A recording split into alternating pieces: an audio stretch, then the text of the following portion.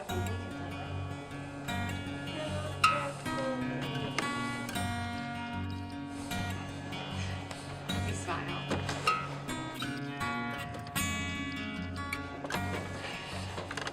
was our prior daycare that had just said that he's melting down so many times throughout the day, and he seems like he thrives in a quiet, structured environment, but when loud noises, when it starts to be chaotic and more activity going on, that's when he is not able to control himself. You know, hitting, spitting, screaming, crying, and he was really struggling in that environment.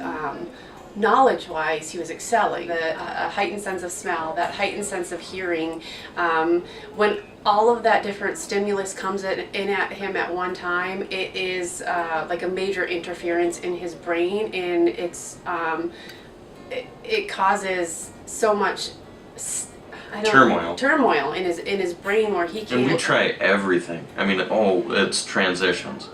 Going back to sleeping. He tried letting him stay up later, and it's like nothing really changed. It really felt like we were swinging in the dark for the longest time, knowing that there's something going on. Again, we were asked to, go back and see a counselor, and that's what led us to meeting Rebecca here at the village. And from there, everything's changed. We've started to understand him a lot better. He got diagnosed with sensory processing disorder, and we really got to, she really took the time to listen to our stories. In every appointment that we've had with her, Apollo's been involved and been a part of it, an active participant. And then once we've discovered with the sensory processing disorder, then like, okay, here's what we can do, here's what's working. Instead of pushing him away, bring him in, give him a hug, show him some love, and that's okay. And that's nice, because that feels more like natural parenting.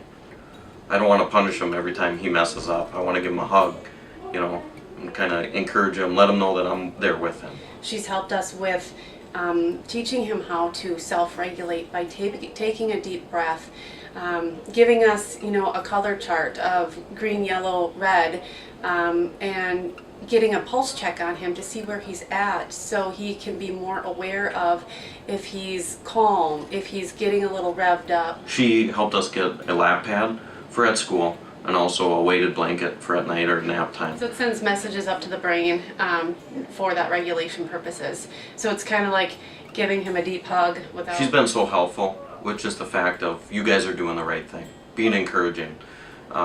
It's been nice to hear her say to Apollo, you are a good boy, remember that. So it's pretty hard when he's getting disciplined at school for something he feels that he's doing right, and he takes that home and takes it personal. So to hear it from someone else outside of Tina and myself is really beneficial to me. Especially in this area, when the first go around when we were looking for counseling, nobody wanted to work with a 3-year-old. There was very few services in the area that would work with such a young child.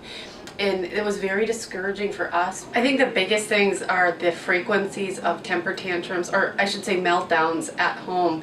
They don't happen. I mean, they were happening frequent and for a long duration, and now it's not as regular.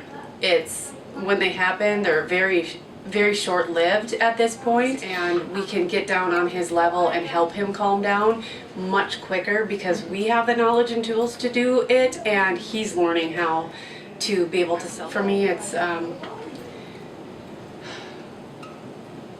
giving us the confidence of being a parent. To know that we're doing the right thing and helping our son out in the best way, as opposed to just kind of spitballing it or letting boys be boys, and we'll wait until later down the road when it's a bigger problem or something like that. It's knowing that what we're doing is right for him. That we're doing all that we can for him. Too, to have someone that really wants him to succeed just as much as we do, you're not going to find that. So to just kind of walk into a situation and have that right away was just, it's mind-blowing. When he sees Rebecca, he lights up. He gets excited. There's always a high five or a hug, or he wants to give her something or show her something. So he knows that that Rebecca has his back, that she is you know, cheering him on. And It's the biggest resource and most beneficial resource that we've had, period. This is really going to give him a better life. Squeeze. Where's that big squeeze? Oh.